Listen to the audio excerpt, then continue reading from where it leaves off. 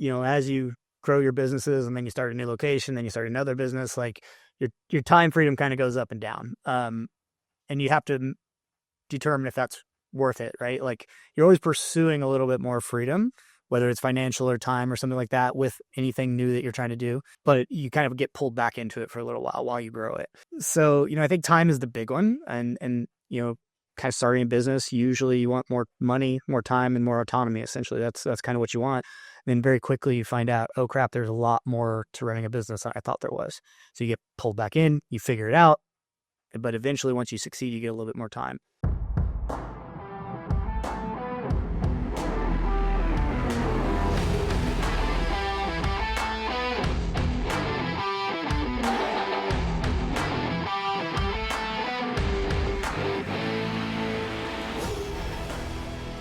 Welcome, everybody, to the Big Hitters Podcast, sponsored by Virtual Assist and Freedom AI. We're here with Jamie.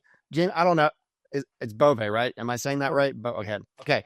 So Jamie is the founder of KinetikChain Physical Therapy in Cherry Creek. And Jamie is a stud. He has an incredible practice, which I am a client of. He's very enterprising.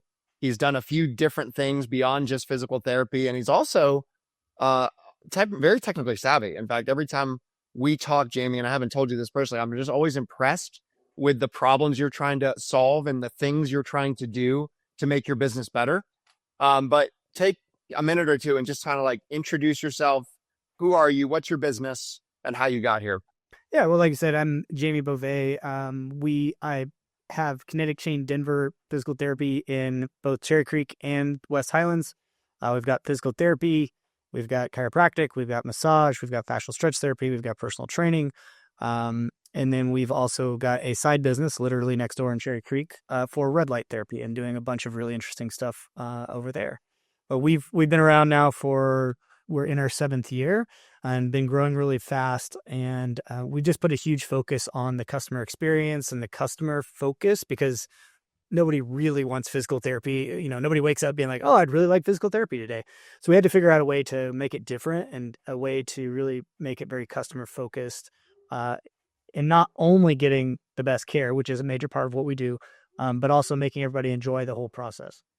Except for me, by the way, I do wake up and I'm like, I wish Emmett would see me for an hour today and just needle everything to high heaven. So, but I'm probably all right. Okay. So I'm probably a rare example of that. You said the red light. Okay, that's really interesting because I wanted to talk about that for a hot second. So what is red light?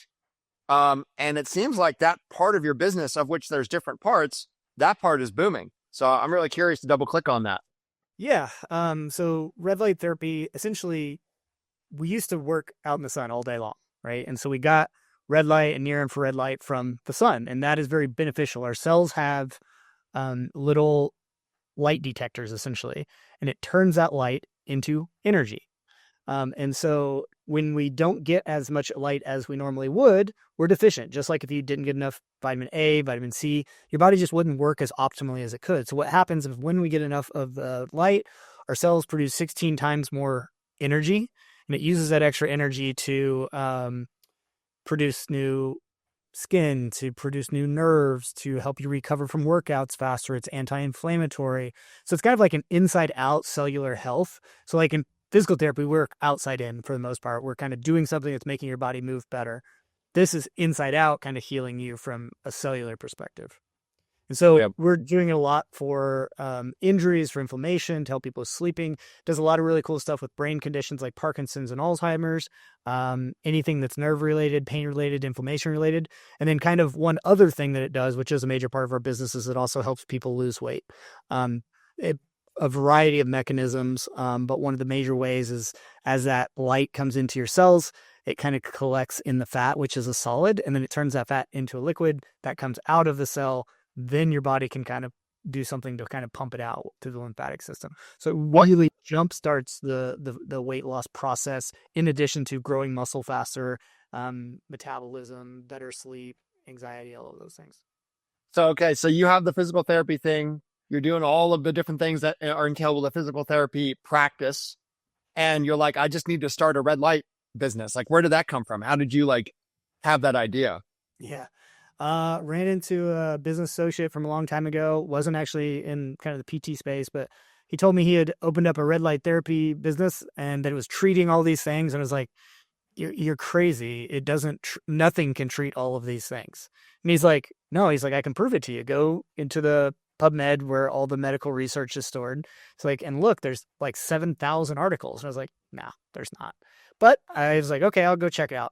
Checked it out. Sure enough, he was right. And one of the major reasons is NASA was really big on the invention of this back in, I think, the 60s. So there's tons of research on it. Um, we don't know about it because it was so expensive to begin with. But now with the invention of new different light sources like LEDs, the cost has come down quite a bit so that you can actually get it into clinics like ours and help people. So once I saw that, hey, there actually is medical support for this, it's like, how would we use this? And then just kind of came up with a plan that I don't think anybody else was doing in the country for weight loss. And then we use it for our PT clients to help speed up the process, getting inflammation down, helping them to recover faster on a cellular and tissue level. Okay. So you're blowing my mind. And I'm like, man, I need to do some red light. But in any event, we don't have time to spend on that anymore. But what I want to know is the theme of this podcast is big hitters, right? Um, in my mind, what makes someone a big hitter is they have proven that they are a top producer in a certain industry. So in physical therapy, you strike me as a big hitter in meaning that you have an awesome practice with multiple locations. You have a big team that you're managing. What are some trends that you see with physical therapists who are big hitters and producers? And then like what are some of the challenges that you encounter with having a practice with multiple staff and employees and things like that? So it's a two-parter. Yeah, I think the first part, a big hitter is seeing problems in a different way, and then searching out a solution for those problems. Um, and I think if you can do that, you're going to come up with a different product essentially, or at least a different presentation of it. But I think there's a lot, any industry, there's a lot of problems are there, and so you've got to look at that. If that problem hasn't been solved yet, how could you solve it? So you got to look at it a different way, and then you have to probably do a lot of effort to develop a new solution, because if that effort, or if that solution was simple, somebody would have already done it, right? So you're literally going out and trying to solve something that nobody else has figured out. And so if you could do that, generally, you will come up with something that people haven't had an option of before, and they will like it if it solves a problem for them. So I think big picture, that's kind of it. Also a relentless drive to improve your industry. Ideally, if there's some passion behind it, that also helps. It's great to be somebody who can really fix something, but if you have kind of a passion behind it, I just find that people put a lot more drive into it. Yeah. And as far as the other part, it was, what problems do we run into? Yeah. Like what are some of the challenges that you face with having a practice? I mean, we've talked about staffing, retaining key employees. I mean, walk me through some of like the day-to-day stuff that you have challenges with. Yeah, I think our big one is we've created such a different model. So, just so everybody knows out there, we don't take insurance. We went kind of the higher touch route, higher service route, higher quality route. And because of that, and it's becoming a little bit more prevalent now. But when we started, that just didn't exist. So, we had something that people didn't know how to compare it. Like they had bad experience going somewhere else where they were, they couldn't see the same provider, or they were there and their provider was seeing 4 people at a time. They just didn't feel like they had good care. They were just getting exercises, something like that. And so when we created this other model, it was just like, what do you mean you don't take insurance? And so we really had to learn how to communicate the value of what we're offering. And it's really about if somebody is looking for a higher standard of care, if they want that. And then we're not right for everybody. And I don't think we should be. Like, you shouldn't create a product that's for everybody, because then it's just watered down for everybody as well. Yeah. So that was our main problem. And then, because of how we do everything, there's a lot of education, a lot of communication on our part. And so finding employees that wanted to come and learn a whole new skill set, do something they weren't trained for at all, for kind of pursuit of a bigger purpose, with a lot of effort on their part, that's been a challenge. But I think the people that we have gotten have been great. It's just, we really have to kind of search and find a needle in a haystack. Speaking of needles, one of my favorite things. Okay. So, last a couple questions. One is that one of the themes or undercurrents of this podcast is freedom. So time freedom, relational freedom, financial freedom. What are some ways that you have either created time or energy or relational freedom? Or what are some hacks or tips or tricks that you found along the way between being married with kids and having multiple businesses? Like, how have you found or created freedom for yourself? Time for sure. I mean, I think, as you grow your businesses and then you start a new location, then you start another business, like your time freedom kind of goes up and down. And you have to determine if that's worth it, right? Like you're always pursuing a little bit more freedom, whether it's financial or time or something like that with anything new that you're trying to do. But you kind of get pulled back into it for a little while you grow it. So, I think time is the big one and, kind of starting a business, usually you want more money, more time, and more autonomy. Essentially, that's kind of what you want. And then very quickly you find out, oh crap, there's a lot more to running a business than I thought there was. So you get pulled back in, you figure it out, but eventually once you succeed, you get a little bit more time. Obviously, financial, if you're doing well, like that can help. But at a certain point, you probably want to trade some of the financial for time, because if you're just making a lot of money but you don't have any free time, like what was the point? Yeah. At least for most people. So at a certain point, then you trade the financial for the time a little bit. But I think also, there's a freedom in just knowing that you can solve a problem, mental, Yep. like that you can do it. And Yeah. that challenge, I think, is what a lot of entrepreneurs and business owners, that's really why you do it, is for the challenge to overcome it. Yeah. Okay. Last question. AI. How is it shaping your industry and how are you using it? Shaping the industry more than I thought it would, to be honest. There's the starting of some like online PT chatbots and things like that, and they will never really be anywhere close. And I could say that pretty confidently. They'll give you a generalized version of, hey, I have this pain, like, hey, here's a plan.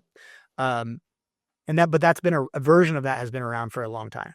It looks different now, but that can get okay results for certain issues, but not most.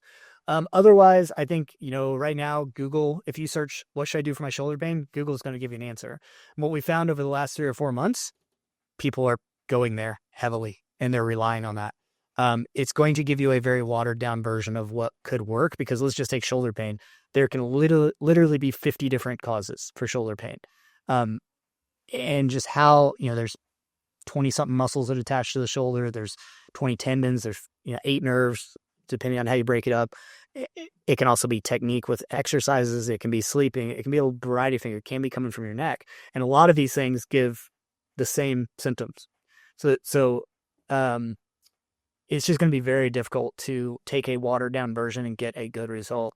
And the problem is people are going to then go to their doctor and say, oh, I did PT. Because a lot of people associate PT with exercises. That's a portion of what we do, but frankly, it's a very small portion. It's kind of, I don't want to say it's the least effective thing that we do, but it's a small portion of what we do.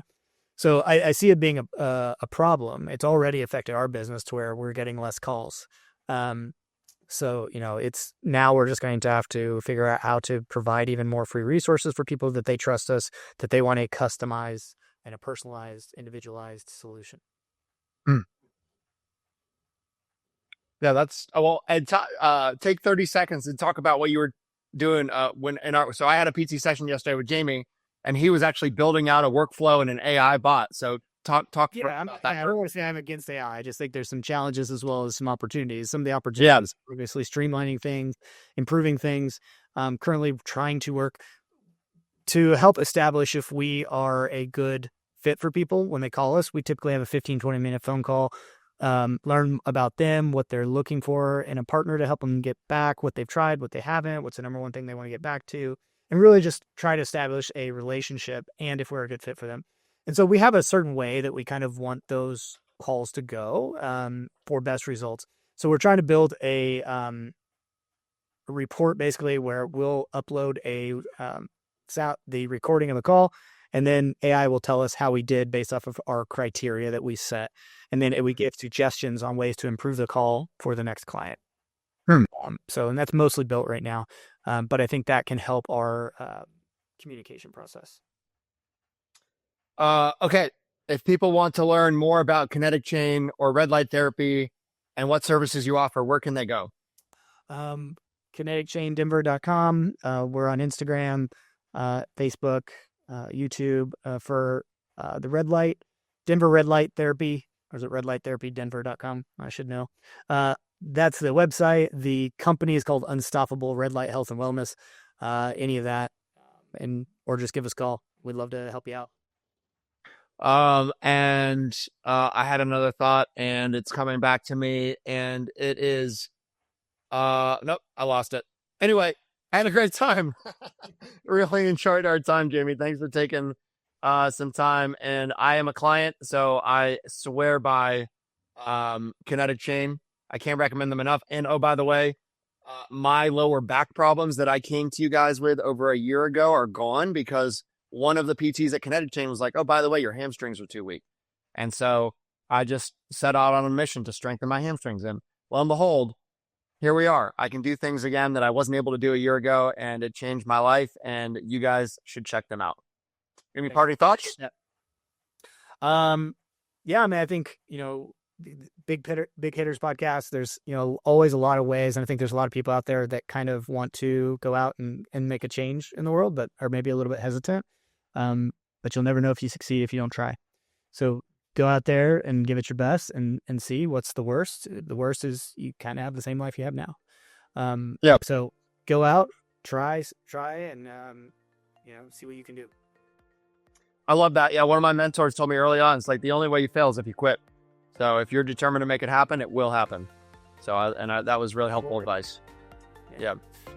All right. Cool. Good stuff, man. Thanks for taking the time.